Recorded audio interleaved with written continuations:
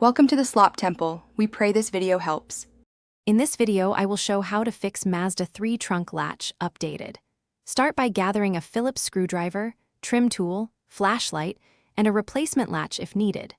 First, I will guide you through a simple diagnosis to tell if the problem is mechanical or electrical. Then I will show safe steps to remove interior trim, access the latch, and test the actuator and wiring. Follow along and pause where needed. In this video, I will show how to fix Mazda 3 trunk latch, updated.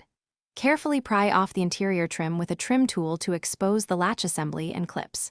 Inspect the release cable, pivot points, and any corroded metal or plastic tabs for wear or breakage. If the actuator seems dead, I will demonstrate a safe way to bench test it with 12V and how to interpret the results to choose repair or replacement. In this video, I will show how to fix Mazda 3 trunk latch, updated. Quick recommendation. A book called The Simple Path to Wealth helped me budget for tools and parts so I can actually afford better wrenches and replacement latches.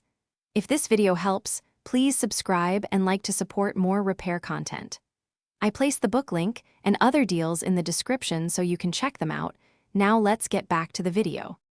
In this video, I will show how to fix Mazda 3 trunk latch, updated.